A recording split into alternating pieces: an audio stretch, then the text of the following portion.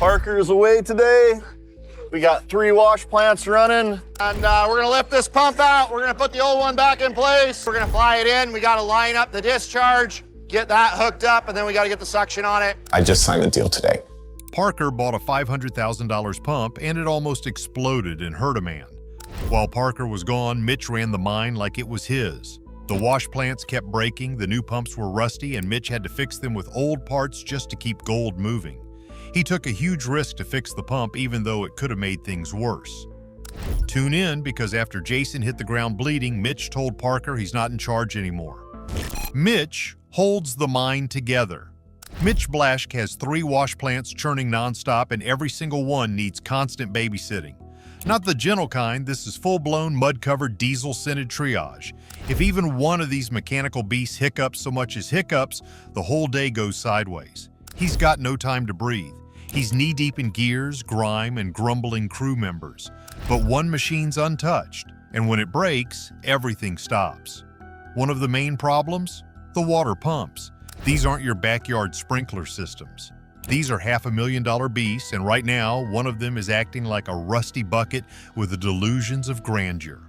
Parker shelled out over $500,000 on 3 massive water pumps, and what did they get in return? Fuel tanks that were emptier than a politician's promises. Not a drop inside, dry as a bone and crustier than a forgotten can of beans. And it gets better. See how disastrous that turns out. It's been a long time since we've done something stupid, so we might as well try that. These fancy new pumps had been sitting so long without fuel that they rusted from the inside, like caked with it. No one bothered to test them in a pond, just tossed them into the mix like shiny toys in a sandbox. Now he has a giant shiny mess on his hands. With the old pump craned back into place, he and his mechanic Jordan hustle to hook it all up again. They're lining up pipes, reconnecting hoses, and hoping this tired chunk of metal has one more season left in it. Because when the water stops flowing, the gold stops rolling. And when the gold stops rolling, he ends up in Parker's line of fire. Out on the site, the sounds of grinding metal and shouting mechanics are the soundtrack of the day. The loader's jammed, the shaker's whining. The conveyor belt is making that noise again, the one that means it's about to tear itself apart. He bounces between breakdowns, half mechanic, half magician, pulling fixes out of thin air. By noon, he has already patched a leaking hose, swapped a busted fuse, and gotten cussed out twice by a loader operator who thinks yelling makes the machine work faster. He doesn't even blink, just wipes his hands, grabs another wrench, and keeps going. There's no time for feelings when the gold count's on the line. Lunch is a granola bar eaten with greasy fingers while hanging off a pump. We've got the shaker deck, the conveyors.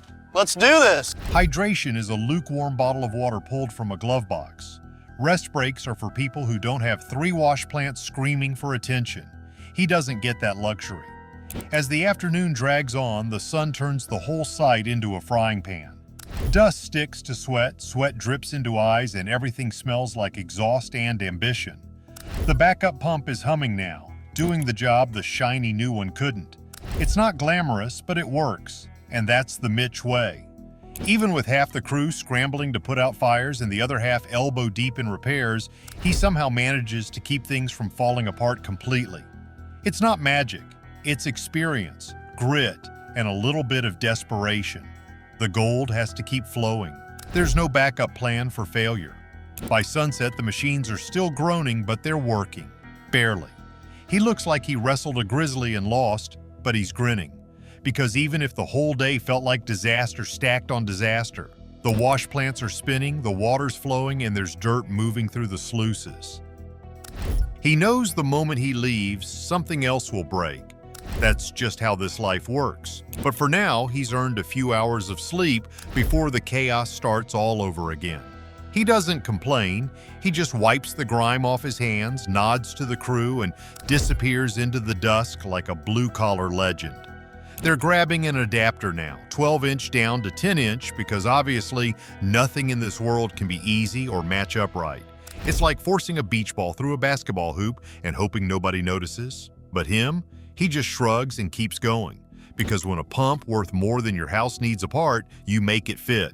The pumps act up again, and he takes a big risk to fix it. Risky fix saved the day. Once they get the pieces clicked in, it's time to bolt everything down tight and hope the suction line behaves. And this isn't some simple backyard hose, this is serious business. Water needs to stay in that line, but lately it's been leaking out like secrets in a small town. The foot valve, supposed to hold it in place. Instead, it's been acting like a drunk at a bar, letting everything spill everywhere. And let's not forget the impeller, the part that makes the magic happen. When it's spinning right, water shoots uphill like it's got somewhere to be. But when air gets trapped in the line, game over. Everything stops. That air bubble is basically a couch potato blocking the flow. Now Mitch has to do the one thing everyone says you should never ever do. He's about to deadhead the pump. Basically, run it full blast without a proper exit for the water. It's like holding in a sneeze until your brain shakes. Dangerous? For sure. But he's betting on pulling a strong enough vacuum to yank that stubborn air bubble right out of the line. If it doesn't work, they're toast. Too much pressure and the whole pipe might burst, turning their gold operation into a wet, muddy disaster. But he's already gunning it, and you can see the hose starting to cave in. That means the vacuum's working. We're gonna have a lot of eyes on it here. We're gonna put the water to it. Hopefully that goes well. If it does, then we're gonna start adding dirt and see how it responds. It's like watching someone try to suck a milkshake through a straw that's too long. Then boom, water flowing, pumps humming. Everyone's high-fiving, but the bypass valve nearly exploded. That water came out with enough force to knock someone over. It's messy, risky, and just another Tuesday for the guy running the show. And Parker, he better watch his back, because while he's off doing Parker things, someone else is out here saving the whole show, one risky pump fix at a time. Next up, that foot valve he wrestled with earlier. Turns out it's not just faulty, it's garbage. It's been letting the water slide out like a broken soda fountain. He rips it out, and the thing basically crumbles in his hands. Not exactly what you want to see when you're counting on it to hold back thousands of gallons of water. He gets a new one on standby, but even that isn't smooth. The replacement is just a hair too wide, and the bolt holes don't line up unless you muscle them. So of course he grabs the biggest wrench he can find and makes it fit. The man's not in the mood for waiting on perfect parts. If it holds, it holds. And if not, well, it's just another fire he'll put out later. As he tests the new valve, there's this moment. Just a heartbeat where nothing happens. No water flow, no pressure change. It's like the whole system is mocking him. But then that familiar hum starts back up. The pump coughs, wheezes, then clears its throat like a grumpy old man. And finally, the water gushes. Not a trickle, a flood. Strong, clean, and fast. Back at the control panel, he gives it one last check. All the numbers look good. The suction holds. The bypass stays tight. No surprise explosions. No new leaks. For now, anyway. He wipes the grime from his face, tosses his gloves in the dirt, and stretches his back like someone twice his age. The man just pulled off a miracle. Again. Mitch Blaschke didn't show up to be a hero. He came to fix stuff, plain and simple. That was his thing. Get in, get greasy, get things running. But when the pumps started groaning like they were choking on gravel and one of them gave out with a noise that rattled bones, something snapped inside him. Not fear, not panic, just this deep, gritty decision that someone had to stop pretending things were fine. The mess started with a backup pump he had installed just 3 days before. Everything was humming, steady and quiet until the ground shook like a stomp from a giant. Then came the blast. Water under pressure has a nasty attitude. It didn't just leak, it detonated. A jet of it smashed into the loader, sent Jason flying like a rag doll. And try and get us back running here. Definitely a lot of lost time here. No warning, no buildup, just chaos. He didn't freeze. He ran. Through mud, over cords, past barrels with peeling paint. His boots slipped once, but he didn't stop. Jason was laid out, soaked and stunned, blinking like he didn't know what planet he was on. Blood was already sliding down his face from a cut right above the eye. 1 inch lower and they'd be calling his wife, not the medic.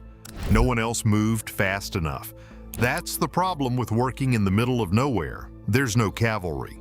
He checked Jason's breathing, pupils, the usual stuff. He was alive, which felt like a miracle considering what hit him. The clamp had broken loose from a pressure joint they had reinforced the day before. It wasn't wear and tear. It was a failure. Full load, Zero margin. After a close call, he decides things have to change, fast. Fight for a safer mine. People clustered around, unsure what to do. He turned into a wall of commands. Get the kit, shut the pump, move back. Someone tried to talk. He waved them off. This wasn't the time for opinions. Out here, it was just him and a half-stock toolbox keeping people in one piece. Parker wasn't around. The medic? That was him now. After Jason was patched up and breathing steadily again, he didn't go back to the bolts. Instead, he gathered everyone in the workshop. Their boots tracked mud across the plywood floor. No one said a word. Faces still pale, hands buried in grimy gloves, they stood together in silence. He looked at each of them. He didn't raise his voice. He didn't give a speech. He just spoke, quiet and clear. He told them it happened because they let it. That clamp had a crack. They knew it. Every one of them had seen it, nodded at it, and walked away. It wasn't about blame. He wasn't pointing fingers. He was looking in a mirror too.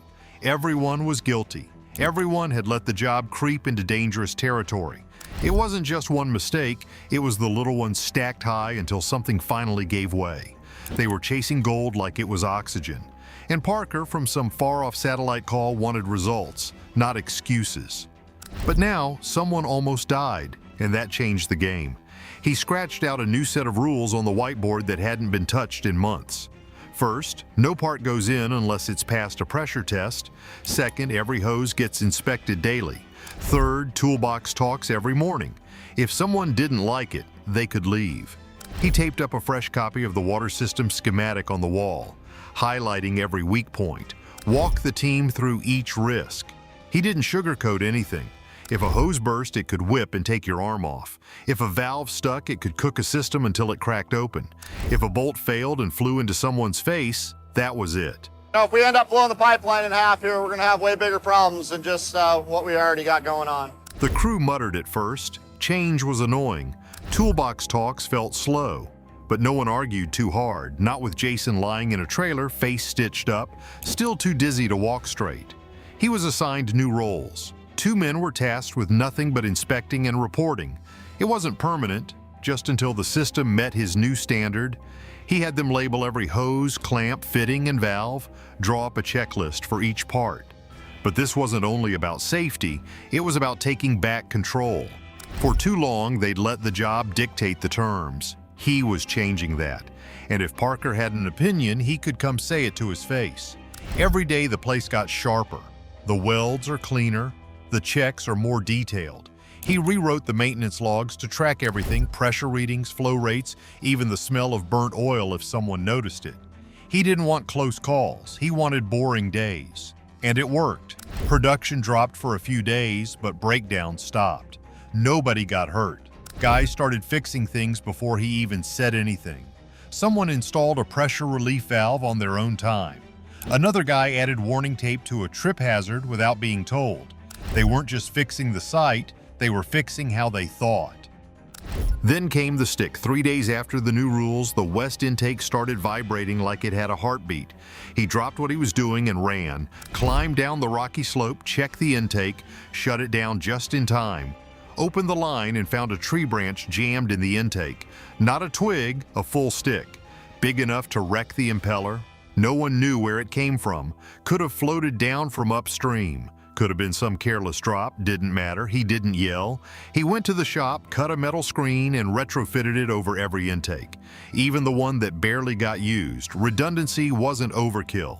It was the only thing standing between them and disaster. He turned the incident into a lesson. If a single stick could cause that much trouble, what would a full log do? Or ice, or a piece of metal? They didn't need fear spreading through the crew. They needed layers of caution, of protection, of responsibility. At the end of the month, Parker showed up at last. Same dusty boots, same distracted air, still glued to his phone, pretending to listen, walking the site like he still owned it. He gave a cursory nod at the mesh guards, the spotless hoses, the inspection logs now taped neatly to the wall. He pointed out that they were behind. The man in charge didn't hesitate. They were 6 days behind, yes, but no one had gotten hurt. Nothing had broken down. No fires, no chaos. Parker looked like he wanted to push back. But he didn't. He just shrugged and kept walking. This wash plant isn't running. We're not getting anywhere near close to Parker's target. That night, the leader lingered by the pumps. The hum was smooth, steady. The water flowed clean. The valves stayed quiet. It feels different now. Not the kind of silence that came from fear, but the kind that meant everything was finally working the way it should. The next morning, he handed out fresh safety glasses and gloves to the team. Little things, but they mattered. He replaced worn-out gear before anyone asked. Started bringing backup tools just in case. Began writing down the names of parts most likely to fail. Someone joked that he was running a school instead of a mine. He just smiled. Better that than a funeral. And Jason? He came back. Stiff-legged, bandaged, but walking. The man who led didn't let him touch a tool yet. He just had him sit and watch. Let him see how things had changed. It wasn't about making an example. It was about showing what could have been avoided. By now, everyone had their role. Inspections were routine. Maintenance logs weren't ignored. The whiteboard had turned into a schedule. They color-coded it. Red for danger, yellow for check, green for go. Even Parker stopped complaining. He called once and asked about the gold count. The man answered, told him the ounces, told him they were behind, told him they hadn't buried anyone. Parker hung up without arguing. He didn't need a medal. He didn't even want a thank you. What he wanted was to never have to sprint across a job site to drag someone out of a puddle of wreckage again. And if that meant being the guy who stayed up late checking bolts in the dark, fine. If it meant arguing with Parker, fine. If it meant redoing work just to sleep better, absolutely. That's what leadership looked like out here. Not a title, not a truck with your name on it, just dirty hands and the guts to stop pretending everything's okay when it's clearly not. When the next issue came, a loose flange on the north line, he was already there. He'd flagged the pressure drop hours earlier, had the part waiting, shut down the system before it bursts, fixed it before most people even noticed. By the end of the season, they weren't the most productive site, but they were the only ones without injuries, the only one with working backup systems, the only one where people weren't cutting corners just to make numbers look good. Parker visited again in late fall. Brought a camera crew, wanted to showcase mine. He didn't smile for the cameras. He didn't clean up for the shoot. He pointed at the safety boards, the fresh welds, the clean pump room, said this is how you don't bury your team. The producer wanted to reshoot the scene with more light. He told them to film it how it was, or not at all.